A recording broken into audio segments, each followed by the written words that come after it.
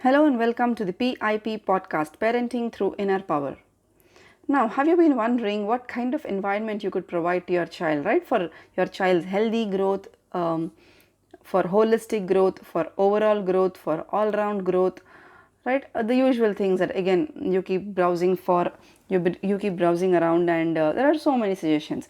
What kind of toys you could buy, what kind of books you could buy, what kind of resources you could provide, and then how should I be setting up the learning space so that the child gets attracted to come to that place, or should you be rotating the toys, should you be rotating the books so that the resources that you provide again will keep your child's attention, right? There are so many questions around this, and there are so many suggestions around this. So are you actually bombarded with all that you read about how you can provide a healthy environment for your child's healthy development, healthy learning, healthy growth, overall growth, holistic growth, all round development, and the usual stuff?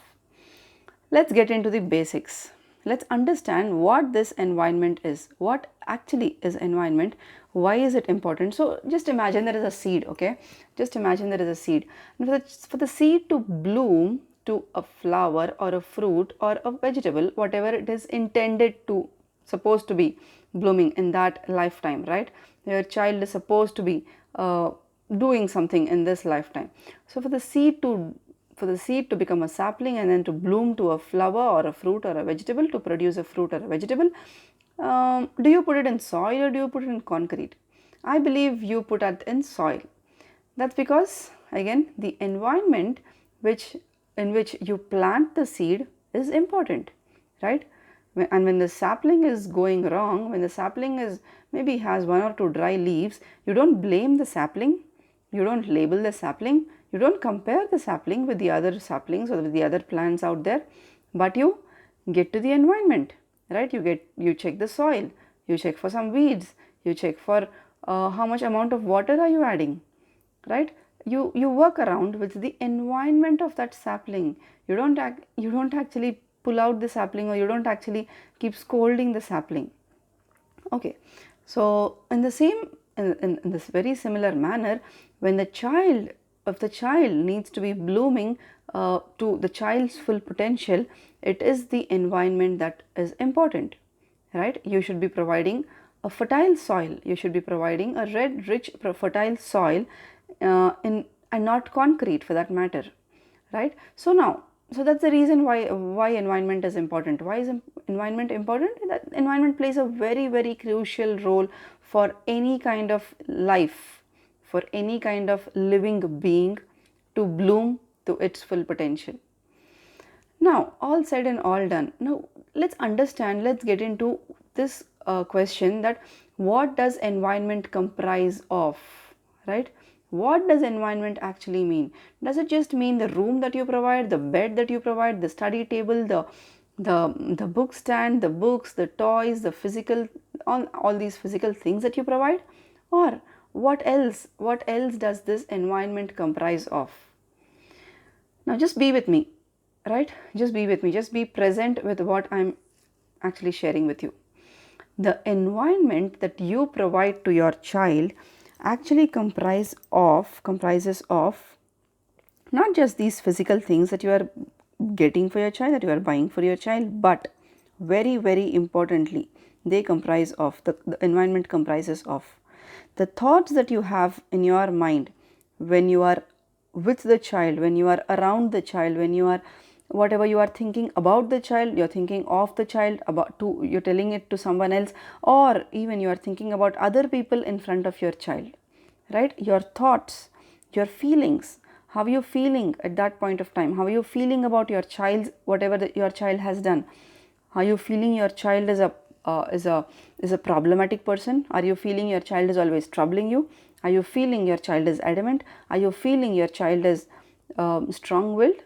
Right? What kind of thoughts you have? What kind of feelings do you have? What kind of emotions are you carrying? And what kind of words are you saying to the child, about the child, with the child, to somebody else when the child is sleeping, to somebody else when the child is around? Yeah, my child, she doesn't eat well, she doesn't write well, she doesn't read well. I try so much to get her to get to get this done by her, but she doesn't do, right? Such things.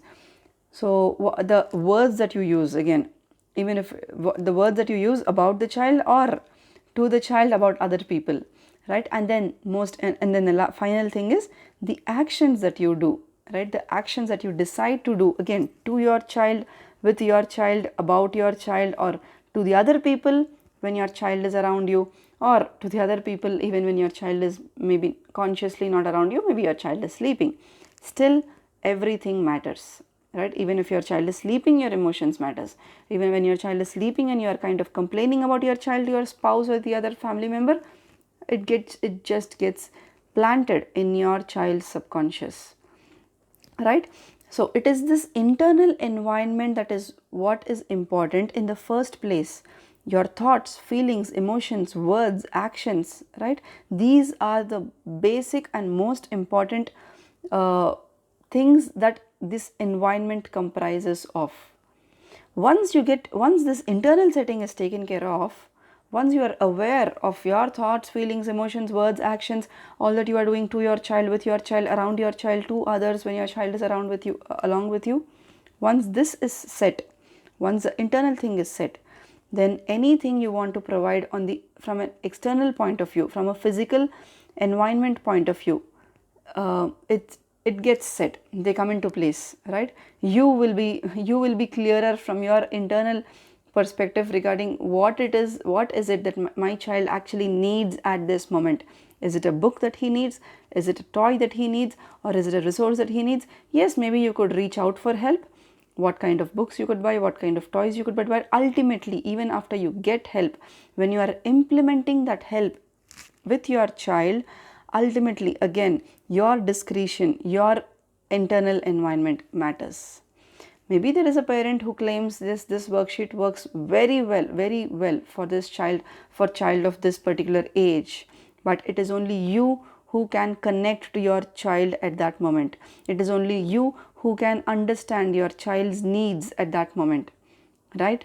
It's nobody else. Other people can only suggest you, other people can only advise you, but it is only you who can take an action. And how can you assure yourself that you are taking a healthy action?